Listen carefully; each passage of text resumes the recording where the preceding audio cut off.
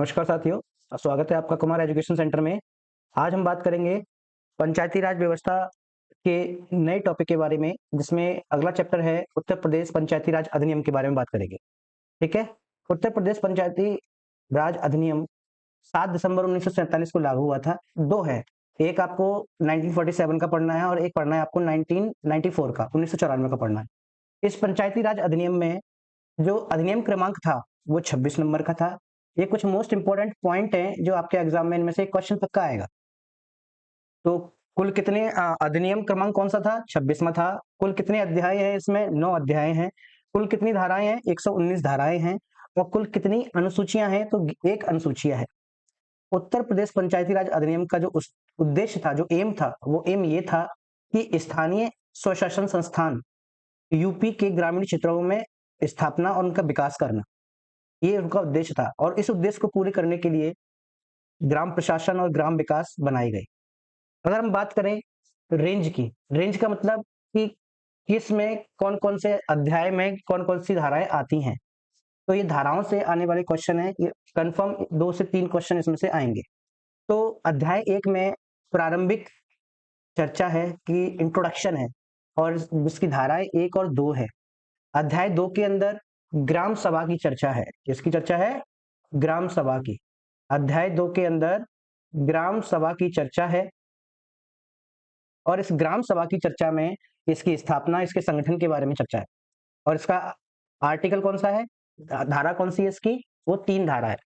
ठीक है। अब उसमें कुछ संशोधन करके दूसरे का ए अध्याय जोड़ा गया, जिसमें ग्राम पंचायत के बारे में बताया गया है। और इस ग्राम पंचायत में सदस्यों की क्या योग्यता होगी, क्या अर्हताएं होंगी, एलिजिबिलिटी क्या होगी, उसके बारे में बताया गया है। और ग्राम पंचायत के सदस्यों की निर्वाचन नियमावली क्या होगी, किस तरीके से उनका निर्वाचन होगा, कौन कौन से सदस्य उनके निर्वाचन में पार्टिसिपेशन करेंगे, वो सारी चीजें इसमें बताई गई हैं। और इनकी धारा कितनी है? 5A से लेके 10 तक इनकी धाराएं हैं। अध्याय 3 जो वेरी वेरी मोस्ट इंपॉर्टेंट है, वो ग्राम सभा के बारे में है। ग्राम सभा के बारे में कि उनके फंक्शन क्या होंगे, ग्राम सभा कैसे काम करेगी, ग्राम सभा की बैठकों के बारे में चर्चा की गई है अध्याय 3 के अंदर। और इसकी जो धारा है वो धारा 11 है।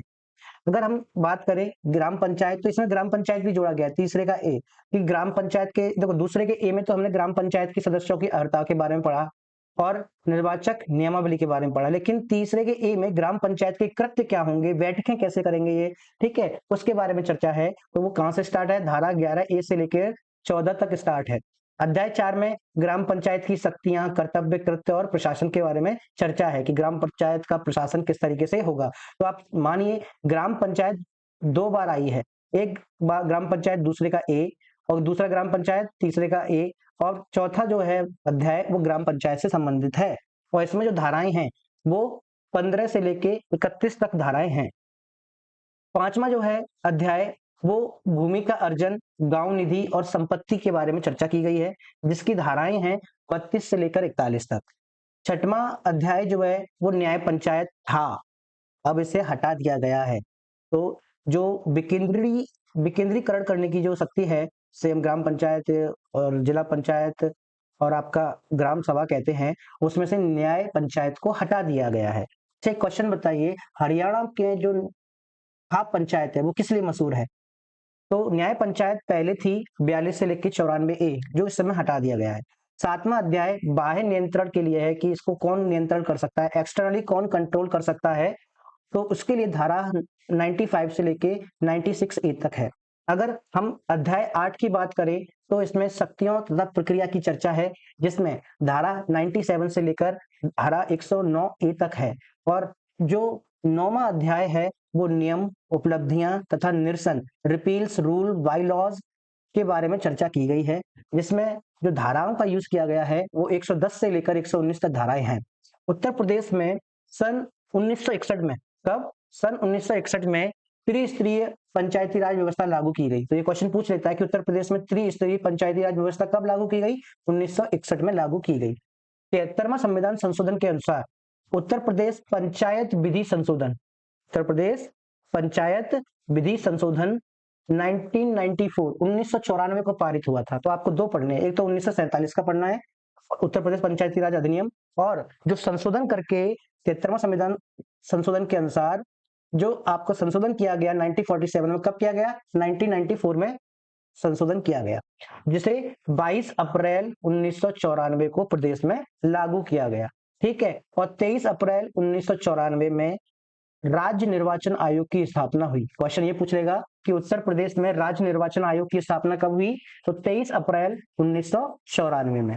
और अगर क्वेश्चन ये पूछता है कि उत्तर प्रदेश में 73वां संविधान संशोधन के अनुसार पंचायती राज व्यवस्था कब लागू हुई? तो 22 अप्रैल 1994 में, क्योंकि जब 73वां संविधान संशोधन बना था, ठीक है, संशोधन हुआ था, तो उसके अकॉर्डिंग 1 साल के अंदर त्रिस्तरीय राज्य पंचायत व्यवस्था सभी राज्यों को अपने अपने राज्य में लागू करने के लिए बोला गया था। वर्तमान में अगर हम बात करें, तो वर्तमान में उत्तर प्रदेश में पंचायत की जो 3 स्तरीय व्यवस्था लागू है, जिसमें जिला पंचायत कितनी है? 75 जिला पंचायत है, क्षेत्र पंचायत 826 है, और पंचायत समिति कितनी है?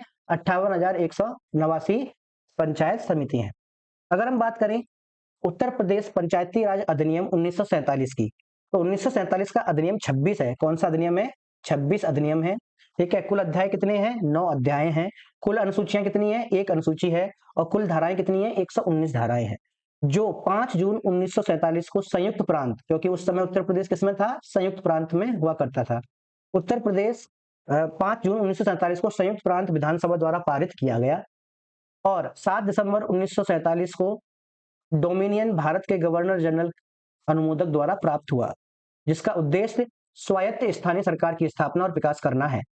पंचायती राज अधिनियम 1947 एक ग्राम पंचायत को स्कूलों, अस्पतालों की नियुक्ति, रखरखाव और सुधार के लिए भुगतान किए गए किसी भी कर या लेवी को इकट्ठा करने और राज्य सरकार को सौंपे गए खातों और अन्य कार्यों के लिए अधिकृत करता है ग्राम पंचायत को। तो धारा 1 जो है, वो धारा 1 क्या बताती है? प्रारंभ करना, स्टार्टिंग। अधिनियम पूरे उत्तर प्रदेश में विस्तारित होगा। धारा 1 के अकॉर्डिंग अधिनियम पूरे उत्तर प्रदेश में विस्तारित होगा। मुख्य विशेषता क्या क्या है इसकी? मुख्य विशेषता ये है, पहली हम बात करें ग्राम सभा की स्थापना। किसकी बात करें? ग्राम सभा की स्थापना। यह पहल उस गांव या गांव के समूह के विकास के लिए एक ग्राम सभा या गांव समूह की स्थापना का प्रावधान करती है। धारा 2G, कौन सी धारा? 2G, उत्तर प्रदेश पंचायती राज अधिनियम 1947 की धारा 2G ग्राम सभा को परिभाषित करती है। इसका मतलब धारा 3 के तहत स्थापित एक निकाय है। ग्राम सभा क्या है? धारा 3 के तहत एक स्थापित निकाय है, जिसमें ग्राम पंचायत क्षेत्र के एक गांव से संबंधित चुनावी पंक्तियों में पंजीकृत लोग शामिल होंगे। इसका मतलब ग्राम सभा में कौन से लोग शामिल होते हैं? ग्राम सभा में वे सभी सदस्य शामिल होते हैं जो उस ग्राम के जो वोटर लिस्ट होती है, मतदान सूची होती है, उसमें होते हैं। भारत के संविधान की धारा 243B, कौन सी धारा? 243B ग्राम सभा को एक निकाय के रूप में परिभाषित करती है, जिसमें जिला स्तर और पंचायत क्षेत्र में स्थित गांव से संबंधित चुनाव पंक्तियों में पंजीकृत व्यक्ति शामिल है। तो जो चुनाव मतदाता सूची में जो व्यक्ति शामिल होंगे, वो सभी ग्राम सभा के सदस्य होंगे। धारा 3 के अंतर्गत राज्य सरकार का एक नाममात्र नाम से गांव सभा या ग्राम समूह स्थापित करेगी। धारा 3 के तहत क्या है कि राज्य सरकार एक ग्राम सभा स्थापित करेगी।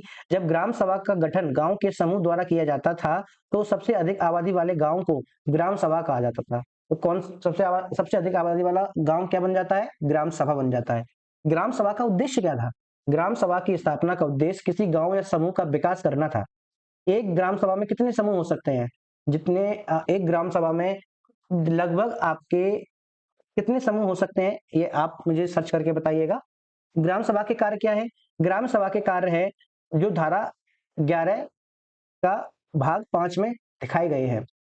सामाजिक कल्याण कार्यक्रमों के लिए स्वयं सेवक जुटाना, पैसे जुटाना और दान करना। समुदाय आधारित विकास कार्यक्रमों में कार्यान्वयन के लाभार्थियों की पहचान करना कि किन किन को लाभार्थी कौन कौन हो सकते हैं गांव के अंदर। गांव के विकास कार्यक्रमों के कार्यान्वयन में सहायता प्रदान करना, सपोर्ट करना। ग्राम पंचायत की स्थापना। कानून ग्राम पंचायत की स्थापना का प्रावधान करता है। जो उत्तर प्रदेश पंचायती राज अधिनियम है, उसमें कानून ग्राम पंचायत की स्थापना के बारे में स्लॉट दिया हुआ है। तो अधिनियम की धारा 2H, कौन सी? 2H ग्राम पंचायत को परिभाषित करती है। इसका मतलब यह है कि ग्राम पंचायत को यूपी पंचायत राज अधिनियम 1947 की अप्रकाशित धारा 12 के रूप में बनाया गया। धारा 12 किससे रिलेटेड है? ग्राम पंचायत से रिलेटेड है। ठीक है, तो एक ग्राम पंचायत 7,000 जनसंख्या पर एक ग्राम पंचायत बनाई जाती है। मूल रूप से ग्राम सभा के मामलों के प्रबंधन के उद्देश्य से गठित एक निकाय है कि ग्राम सभा के मामलों में किस तरीके से मैनेजमेंट होना चाहिए, वो एक ग्राम पंचायत करती है। धारा 12 का 1 में प्रावधान है कि ग्राम पंचायत पूरे पंचायत क्षेत्र में स्थित है, जिसका नाम पंचायत क्षेत्र के नाम पर रखा गया है। जब प्रधान और ग्राम पंचायत कम से कम 2/3 सदस्य निर्वाचित नहीं हो जाते हैं, जब प्रधान और ग्राम पंचायत के कम से कम 2/3 सदस्य, याद रखना 2/3 सदस्य निर्वाचित नहीं हो जाते हैं, तब तक ग्राम पंचायत के गठन की घोषणा नहीं की जाएगी। तो ग्राम पंचायत में सदस्यों की संख्या कितनी हो सकती है? वो 7 से लेकर 31 तक ग्राम पंचायत में सदस्य हो सकते हैं। ग्राम पंचायत के कार्य धारा 15 के अंदर दिए गए हैं। क्या क्या कार्य होते हैं?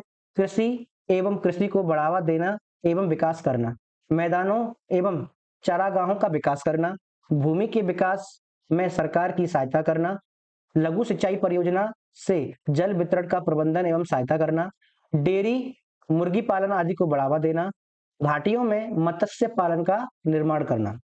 ठीक है, अब हम बात करते हैं पंचायत अवधि के बारे में।